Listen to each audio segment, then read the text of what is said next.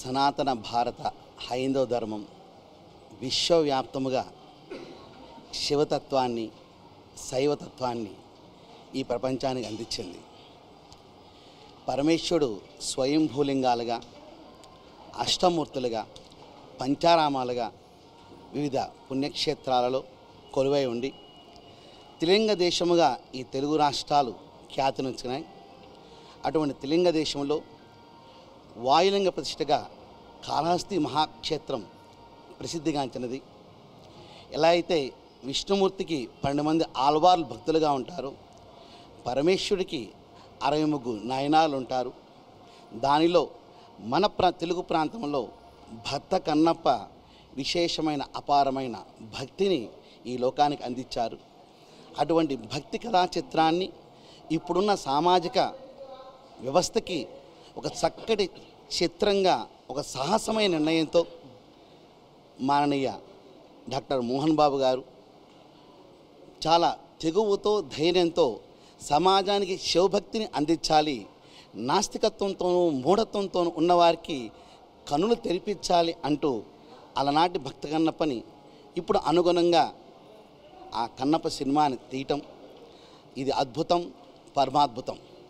కొంతమంది ఎలా అయితే రాక్షసులు ఉంటారో ఈ రోజున మన యొక్క ఈ ప్రపంచంలో కూడా రాక్షసులు రకరకాలుగా తప్పుడు ప్రచారాలు చేస్తారు. కానీ ఈ భక్త కన్నప్ప మా కళ్ళని చెమరచార్చర్ చేసింది, శివభక్తిని మరింతగా వచ్చేట్టు చేసింది.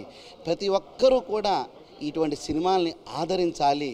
అసలు రెండో హాఫ్లో కూర్చుంటే మనసులు మమైకం అవుతూ ఒక భక్తుడిగా మనమే మారిపోయాం అన్నట్టుగా మంచు విష్ణు గారి యొక్క నటన కానివ్వండి, శివపాత్రధారిలో జీవించిన అక్షయ్ కుమార్ గారు కానివ్వండి, మిగతా నటులు కానివ్వండి కూడా అందులో ప్రభాస్ గారు ఒక చక్కటి రుద్ర అనే పాత్రలో మహాలాగా ఒక భక్తుడిగా ఒక రుద్రుడి యొక్క పాత్రలో పరమేశ్వరు ఆజ్ఞని శిరసావహించి ఆయన నడిపిన తీరు కూడా ఎంతో ఆనందదాయకము.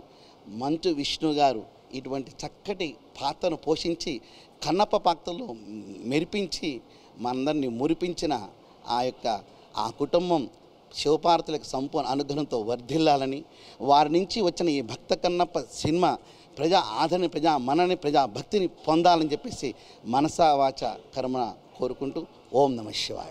ఓం నమః శివాయ. ఓం నమః శివాయ. నిజంగా కూడా మైమరచిపోయినాం, మేము భక్తి పారవశ్యం అయిపోయినాము. ఆ వాయులింగంలో మేము కూడా కలిసిపోయినట్టే భావించినాం. నిజంగా అంత అద్భుతంగా నటించాడు. Very good. ఓం నమః శివాయ. ఓం నమః శివాయ.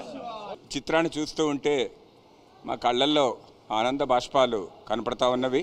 ఎందుకంటే ఏదైతే నాస్తికత్వం ఎక్కడైతే ఉంటుందో దాన్ని నిరూపించి ఈరోజు మంచు విష్ణు గారు అయితేనేమి, మోహన్ బాబు గారు అయితేనేమి ఒక చక్కని భక్తులందరికీ కూడా ఒక మంచి చిత్రాన్ని అందజేసినందుకు వారి ఫ్యామిలీకి కూడా చల్లగా సర్వేశ్వరుడు కాపాడని కోరుకుంటూ ఇలాంటి చిత్రాలను అందరూ ఆదరించాలి. అందరూ ఆదరించి మరి శివభక్తిని ఇక్కడ ఏ రకంగా చూపెట్టిండో అందరూ కూడా నేర్చుకోవాలని చెప్పని ఒక్కసారి ప్రార్థిస్తూ ఓం నమః శివాయ. ఓం నమః శివాయ. భక్తి అనే రసాన్ని చాలా చక్కగా అసలైన భక్తి అంటే ఏంటి అనేదాన్ని చాలా చక్కగా చూపించారు. మంచు విష్ణు గారి నటన అనిర్వచనీయంగా ఉన్నది. ఎందుకంటే ఆయన ఆ శివ ఆరాధన చేస్తున్నప్పుడు అక్కడే మనం ఉన్నంత భావన కలిగింది. ఎందుకంటే స్వామి భావనా మాత్ర సంతుష్ట హృదయాయే నమః ఆ నామంతో ఆ చక్కగా శివుణ్ణి అర్చించుకున్నంత ఆనందంగా ఉంది.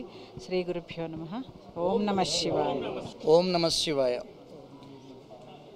ఇవాళ జనమందరూ కూడా సినిమాను చూసి అందులోని పాత్రలు మాత్రమే చూస్తారు.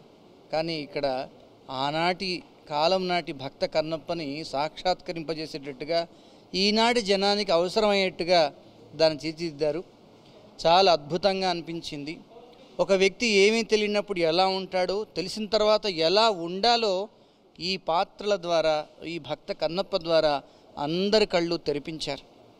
సమాజంలో నాదే ఎక్కువ, నేనే ఎక్కువ అనేటువంటి అందరినీ కూడా ఆయన ముందు ఏది ఎక్కువ కాదు అనేటువంటి నిరూపణ ఈ చిత్రం ద్వారా అందరికీ తెలియజేశారు.